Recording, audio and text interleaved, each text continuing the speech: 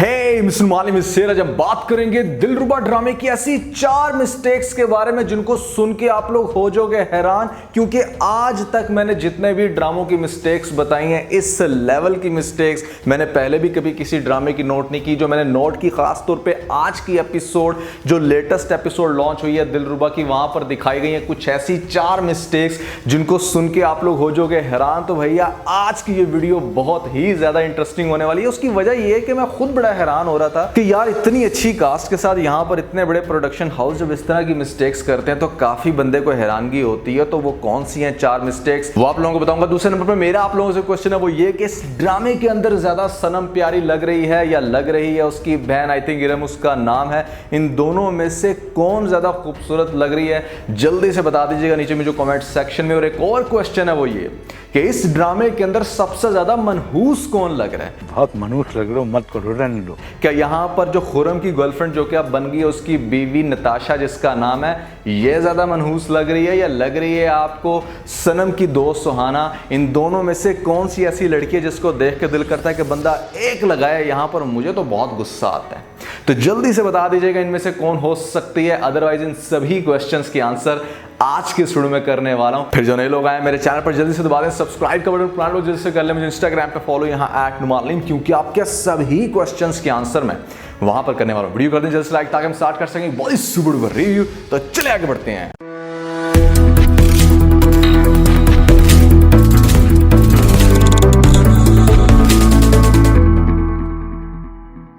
तो सबसे पहले हम स्टार्ट करते हैं उन 4 मिस्टेक से जो कि मैंने नोट की खास तौर पे आज की एपिसोड में जिन्होंने मुझे हैरान कर दिया। स्टार्ट करते हैं मिस्टेक नंबर 1 से।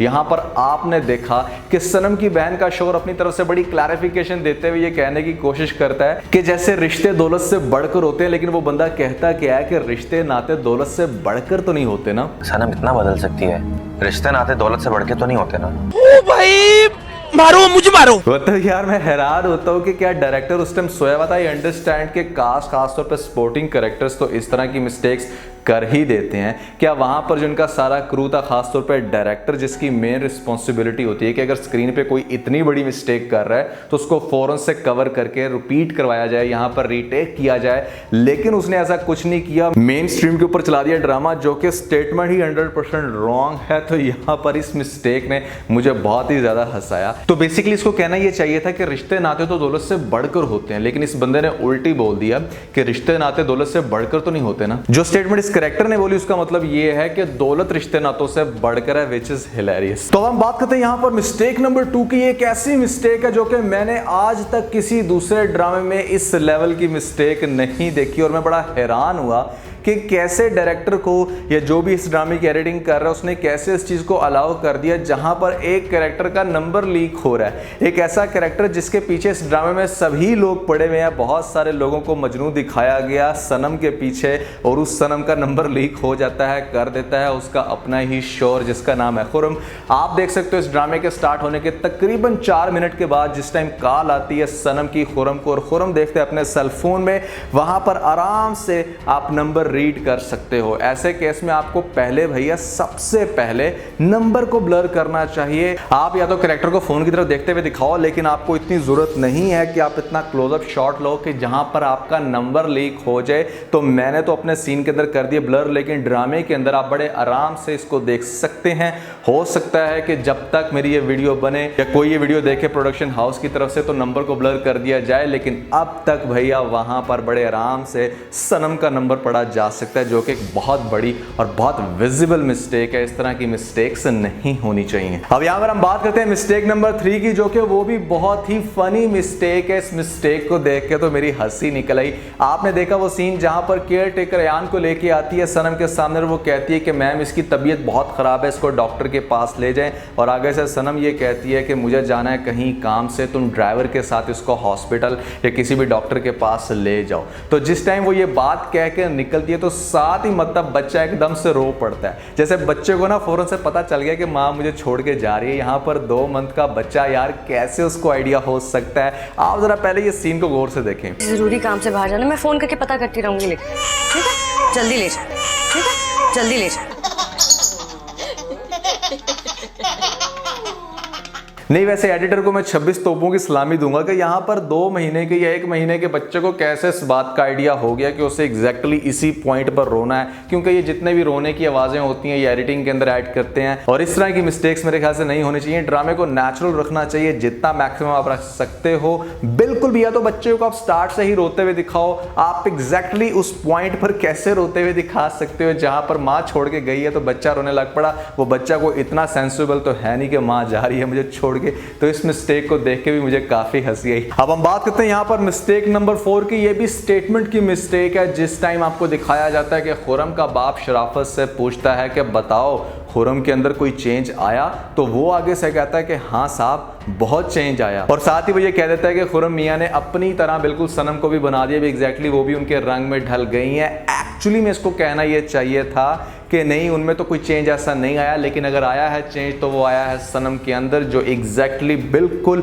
खुर्रम के रंग में ढल गई हैं। तो इस तरह की ना यार आपको स्टेटमेंट्स की मिस्टेक्स और ये थोड़ी सी जो डायरेक्शन की होती हैं, एडिटिंग की मिस्टेक्स होती हैं, हमारी ड्रामास के अंदर नहीं होनी चाहिए, क्योंकि ये बहुत ज़्यादा कोई अनप्रोफेशनलिज्म को जाहिर करता है। मेरे ख्याल से अगर आप इतनी बड़ी कास्ट के साथ यहाँ पर मेन स्ट्रीम के लिए बड़े बड़े हमारे चैनल्स के लिए ड्रामे बना रहे हो, तो कम अज़ कम आपको कोई क्वालिटी एश्योरेंस के बंदे रख लो यार, जो इन छोटी मोटी चीज़ों को देख के कर सके, आराम से पॉइंट आउट और आपकी क्वालिटी को बेटर कर सके। मैं कितने ऐसे ड्रामे हैं, अगर आप लोगों ने मेरी वो वीडियोस नहीं देखी जहां पर मैंने बड़े बड़े ड्रामोस की बड़ी बड़ी मिस्टेक्स का जिक्र किया, तो ऊपर आप लोगों को लिंक मिल रहा होगा, जल्दी से लिंक पे क्लिक करके वीडियोस को देखिएगा और अपना फीडबैक मुझे ज़रूर दीजिएगा, क्योंकि ये वो ड्रामे हैं जिसके अंदर आपको बहुत बड़ी बड़ी मिस्टेक्स देखने को मिलेंगी। लेकिन भैया इन मिस्टेक्स ने तो आज मुझे हैरान ही कर दी। तो मैंने आप लोगों से क्वेश्चन किया था कि इस ड्रामे के अंदर सनम ज़्यादा प्यारी लग रही है या लग रही है उसकी बहन, तो मेरे ख्याल से फेस फीचर्स के हिसाब से अगर बात की जाए तो इसकी बहन के फेस फीचर्स, उसकी हाइट ज़्यादा प्यारी है,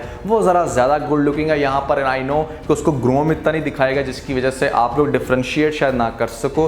दूसरी तरफ सनम की छोटी छोटी सी आंखें, बिल्कुल ही छोटा सा नाक और फेस के ऊपर को बहुत ज़्यादा अट्रैक्शन मुझे एटलीस्ट देखने को नहीं मिलती, लेकिन आप लोगों को मिलती है तो भैया ज़रूर बताइएगा नीचे मुझे कमेंट सेक्शन में। और मैंने आप लोगों से ये भी क्वेश्चन किया था कि इस ड्रामे के अंदर सबसे मनहूस कैरेक्टर कौन सा लग रहा है, एक ऐसा कैरेक्टर जिसको देख के आपका रैप्टा लगाने को दिल करे, तो यहाँ पर भैया हमें मिलती है नताशा, एक ऐसी लड़की जिसको देख के मुझे सिर्फ आता है गुस्सा। उसके एक्सप्रेशंस बहुत ही ज्यादा इरिटेटिंग है, और खास तौर पे यार इसकी भी अगर हम बात करें तो आप मेन स्ट्रीम के ऊपर एक एक्ट्रेस को कास्ट कर रहे हो, आप देखो तो सही तरह उसके फेस पे कितने पिंपल्स हैं। यहाँ पर आप क्यों उन लड़कियों को चांस दे रहे हो जो अपनी हाइजीन का ही ख्याल नहीं रख रही। आपके फेस पर जितने भी पिंपल्स निकलते हैं, जितने भी आपके फेस का बेड़ा गर्क होता है, उसके पीछे 90% रोल आपकी डाइट का होता है। दैट मीन्स कि अगर आपने इतने बड़े ड्रामों में काम करना है तो अपनी डाइट का ख्याल रखें, अपने फेस, अपनी स्किन टोन, हर चीज़ का आपको ख्याल रखना चाहिए। लेकिन इतनी बड़ी बड़ी एक्ट्रेस यहाँ पर इतने ड्रामे कर रही हैं, आप देख सकते हो कि हानी आमिर के मुंह पे भी कितने ज़्यादा पिंपल्स हैं, और पिंपल्स यहाँ पर नज़र आते हैं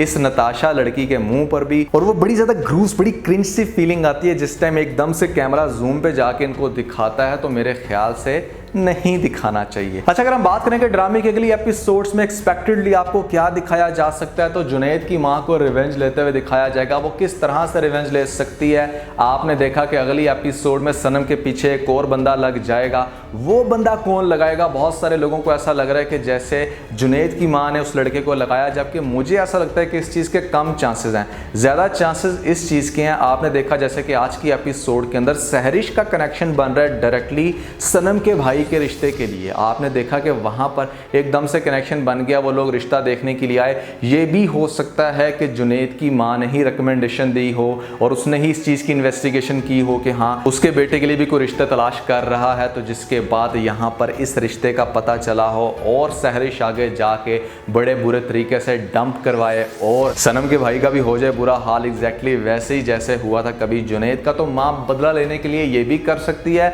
और इस चीज़ के भी डेफिनेटली चांसेस हैं कि जैसे आपको दिखाया जा रहा है कि सनम के पीछे भी एक और लड़का लग गया, वो भेज रहा है उसको फूल और काफ़ी ज़्यादा इंटरेस्ट शो करेगा। लेकिन मुझे लगता है कि ये वाला जो काम है ये कर रहा है इसका अपना ही शोहर खुर्रम, क्योंकि खुर्रम ये चाहता है कि किसी तरीके से अपनी बीवी सनम को गंदा करे अपने बाप के सामने, और बाप उसको उस कॉन्ट्रैक्ट से बाहर निकाले जिस कॉन्ट्रैक्ट में ये लिखा हुआ है तुम्हारा शोहर तुम्हें छोड़ के जाता है तो घर तुम्हारे नाम। तो मतलब घर की प्रॉपर्टी का जो मेन मसला है वो नहीं चाहता कि किसी भी तरीके से सनम के नाम पर यह प्रॉपर्टी जाए। वो अपने बाप की नज़र में उसको गलत साबित करना चाहता है, और इसीलिए वो उसको उस तरह का लाइफस्टाइल दे रहा है और उसको उसको इतनी ज़्यादा आज़ादी दे रहा है कि डेफिनेटली इंसान आज़ादी का तो भूखा होता है। और अगर बात की जाए सनम की नेचर की, तो वो तो पहले ही कुछ इस तरह के एटमॉस्फेयर में रह के आ चुकी है, तो इसीलिए आपने देखा कि वो फ़ौरन से इन चीज़ों को अडॉप्ट कर रही है। एक मोड लाइफस्टाइल में तो वो ऑलरेडी आ चुकी है, अब जाएगी एक दूसरी रिलेशनशिप के अंदर, जिसके बाद इस चीज़ को बहुत ही बुरे तरीके से कैश करने वाला है खुर्रम और इसको बड़े बुरे तरीके से जलील करके घर से बाहर निकलवाएगा।